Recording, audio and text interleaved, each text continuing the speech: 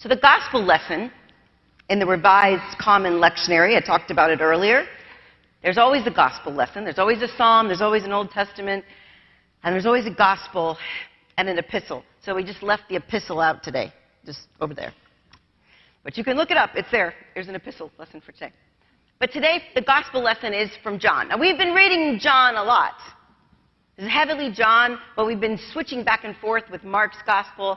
And in the season of Lent, we are really talking about prayer and self-denial. And so John's chapter 12 is the chapter before the Last Supper and the foot washing, which is chapter 13. John chapter 12, verses 20 through 33. Now, among those who went up to worship at the festival were some Greeks. They came to Philip, who was from Bethsaida in Galilee, and said to him, "Sir, we wish to see Jesus." Philip went and told Andrew.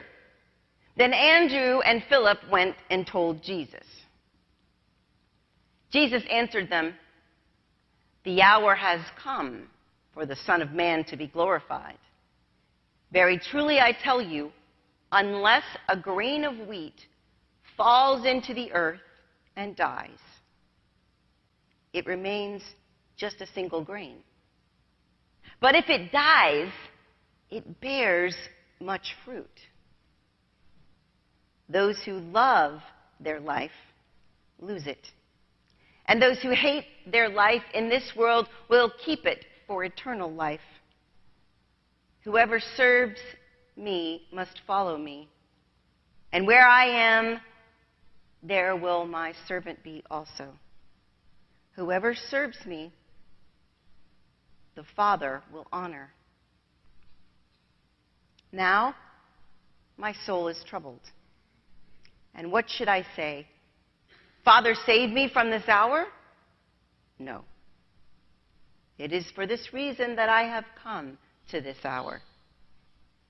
Father, glorify your name." Then a voice came from heaven. "I have glorified it, and I will glorify it again."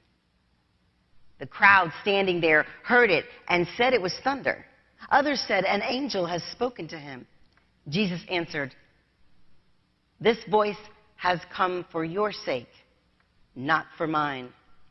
Now is the judgment of this world. Now the ruler of this world will be driven out. And when I am lifted up from the earth, I will draw all people to myself." He said this to indicate the kind of death he was to die. May God add his blessing to the reading of the gospel.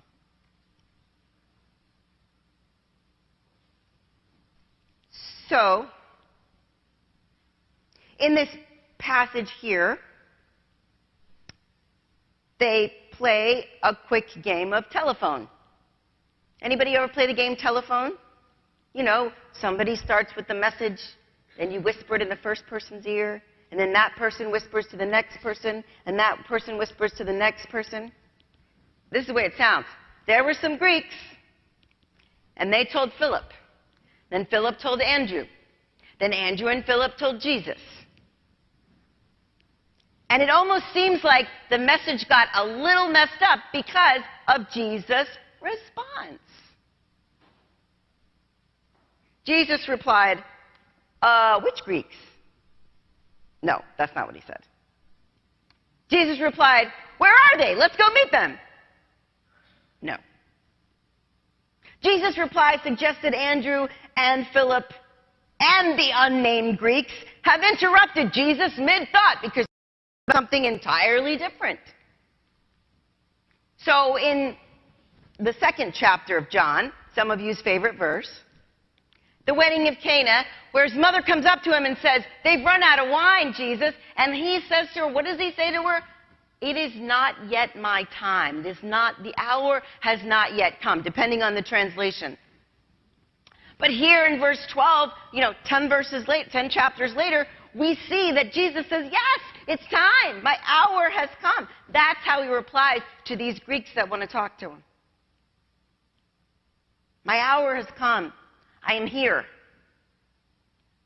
So these Greeks, they want to come and they want to talk to him, and they talk to Philip because I guess he speaks Greek because he's from Bethsaida in Galilee. I don't know why they put it that way, but they did. Sir, we wish to see Jesus.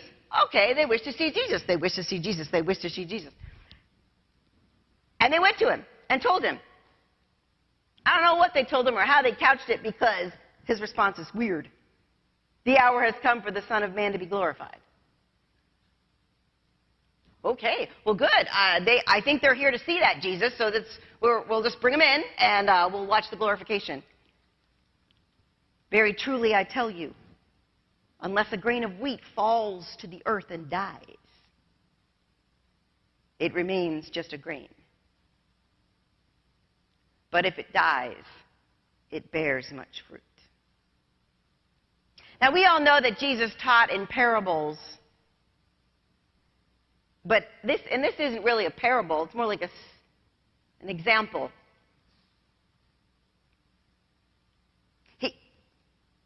He's indicating what's about to happen. So I think that the disciples, when they hear, oh, it's time for me to be glorified, they're like, okay, here we go. This is what we've been waiting for. Let's take over. Let's do this thing. We've been following you, Jesus, because we know you're going to trounce out the Romans. You're going to fix everything for us. You're going to make it all good. You're going to bring this new society, and it's going to happen right now. And then he says something about a grain dying in order for the fruit to come out. So he's talking about death. He's talking about death. And a sermon on death is not very well received. I will tell you that, having chosen different readings and passages for weddings, I've had people say to me, can you just cut out the death part? Because I like to use the Ruth passage. Do not take yourself from me. Whether thou goest, I will go. Where I lodge or lie, where you lie, I shall lie. Where you die, I will die, and there will I be buried, is how the passage ends. But they want to cut it off because it's just like, we're at a wedding, it's joyful. And then there's also, it's the Lord, make me an instrument of your peace, the prayer of St. Francis. And at the end, it talks about dying. And so one wonders, you want to cut that out of the vows too? Till death do us part? It's not a popular subject. It's not a cool thing to talk about. And yet Jesus says, it's time for the glorification. Are you ready? Here it is. It's death. Necessary death. You know, poor St. Patrick. St. Patrick's Day is today. St. Patrick never got to celebrate St. Patrick's Day. Did you know that? Even though he was a bishop.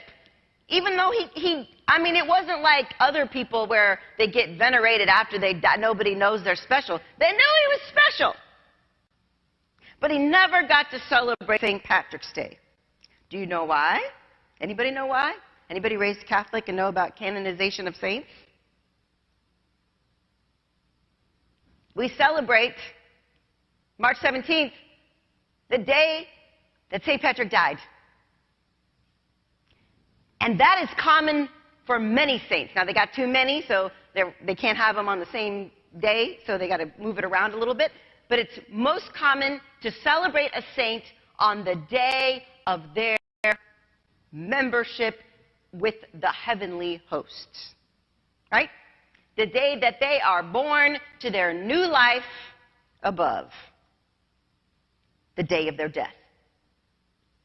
So, the reason why St. Patrick never celebrated St. Patrick's Day was because he died on St. Patrick's Day. It's weird, though. I think it's a little weird. I mean, we don't celebrate MLK Day on April 4th. November 22nd isn't JFK Day. It's strange. And it's not a party on September 11th, which is a death day. But that's the way it is with the saints. You see, because the Christian faith treats death a little bit differently than the culture does. We hope.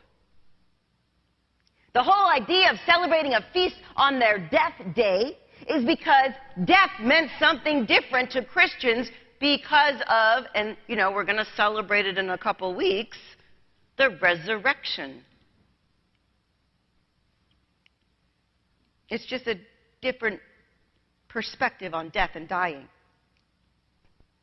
And I feel it's a more faithful, a more human way to look at death. It is something that is unavoidable. It is waiting for all of us. Rather than avoid it, can we embrace it? Other faith traditions do this much better than we do. In our culture, even giving what we have in terms of our faith structure, the central piece being the resurrection of the dead. Even with that, we don't do a very good job with death. And here in this passage, Jesus wants us to understand his own death and the death of those that we know and love. He describes this in John 12:24. Very truly I tell you, unless a grain of wheat falls into the earth and dies, it remains just a single grain. But if it dies, it bears much fruit.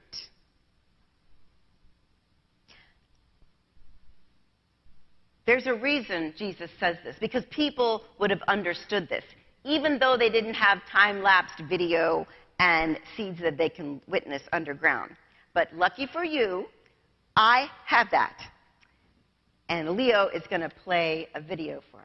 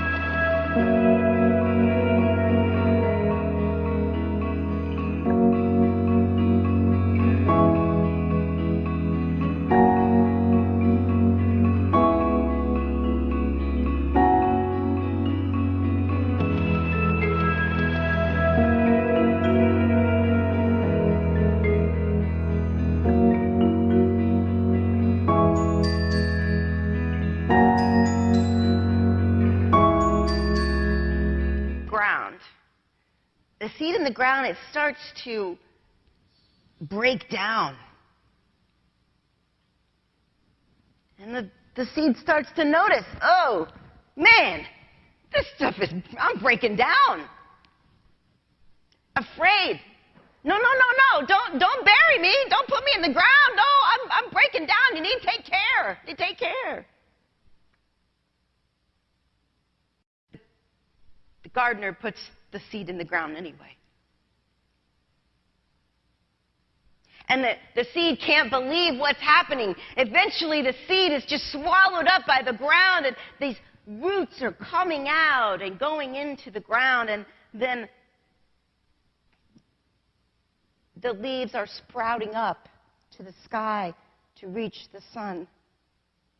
And that seed that was breaking down and so anxious about its body breaking down and being put in the ground becomes something that seed never could imagine. Now, I'm not making this up. This is what happens in nature. I mean, I just showed you that. And so Jesus is saying this because he wants people to understand their death in this way. The breakdown of a seed in the ground is evidence, just like Jesus' words, to the process that the Creator God has put into motion. Does the life of a seed die before it grows? Not really. The embryo remains alive, traveling and waiting. Still, indeed, when it begins to grow, the seed is no longer just a seed. The structure of the seed does die, and in its place grows the plant it was always meant to be. The process that occurs with gardening is just like this. A seed is planted, and for life to grow from it, it must die. The life breaks free from the seed and sprouts into something new, leaving behind the shell of what once contained it. Do you see the parallels? Do we think it's so different for us? Why do we separate what happens to us intellectually and spiritually from our physical bodies? When we die, our bodies give out, expire, break down. They are destroyed, and eventually, quickly or slowly, they disintegrate. And the energy of who and what we are returns to the ecosystem. Why do we push so hard against something that's so natural? And I'll tell you one reason. Because when it's not natural, it's evil. We all want to live a good life. We all want to die a good death. No less than any suspected homosexual, no less than any differently abled person, no less than any Jew who lived in Germany and Eastern Europe in the 1930s and the 1940s. Those deaths were not good deaths. Those deaths were the result of evil. The Ten Commandments said that murder is terrible, genocide is worse. And these are the atrocities that create for us a warped and tainted view of life and death. How could people do this to other people? Apartheid in South Africa, ethnic warfare in Rwanda, the invasion of Ukraine, the terrorist attack at a music festival in Israel, the bombing of Gaza, the insurgent war in Syria. The Holocaust wasn't the first of its kind, and if we don't learn the lessons, it won't be the last. The lessons are exposing the history to the light of day. Oh God, when will we learn? Well, no lessons learned from history are learned unless they're taught. And no lessons are learned by denying or downplaying events because they make us uncomfortable. How many more lives can we save so that they can die a good death if we refrain from sweeping uncomfortable things under the rug? Embracing death means embracing preserving life until natural death. This is why we give money to help with cancer research. This is why we teach our children about the ways in which these wars are fought and how they start. This is why we try to work for justice in our world so that life may be preserved, so that people can die good deaths. However, in our culture, we outsource death. Preparing bodies for burial is somebody else's job. It used to be the family's responsibility, a privilege to care for our departed, and now we don't want to see that or touch that. Nowadays, people die at home for the most part, which is good, because of the increase in palliative care facilities, that things are changing. Still, a lot of people die in their last residence, which is often a palliative care facility or nursing home. And I read a story about a nursing home where local volunteers sew what they call an honor quilt for those who die. Once some person dies, they start on the next one. They don't know who it's going to be, but they make these quilts. And when the funeral home comes to pick up the body, instead of going out the back door like a lot of them do, they come and they cover the body with this quilt that these hands have made, and they walk them right out the front door. As the staff and residents stand on either side of the hallways, they process to say goodbye. And unfortunately, this is unique. I think we have a lot to learn about facing death and the discomfort with death. I think we have a lot to learn about how to deal with and treat people who are greatly bereaved.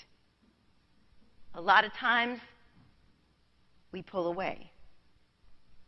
People who experience profound grief become more isolated than ever because, again, their grief makes the rest of us uncomfortable, so we distance ourselves. Maybe we don't consciously do that, but it happens. It's not done with malice, but it's also not done with a lot of forethought. I guess what I want to say is, or maybe ask, why don't we understand death as just another part of life? Normal death, not murder, not genocide, good death, sacred death even. Jesus said he wasn't totally finished with his work on earth until he died, because there was more work to be done after his death. I'm not going to spoil the end for you. I think you know. He's resurrected. But what he wanted to say to them was that your bodies, my body, unless we die and break down, we can't become something new that we could never imagine or fathom. So let us look for the good death. Let us look for the good life. Let us work to preserve life so that others might experience a good death. Amen.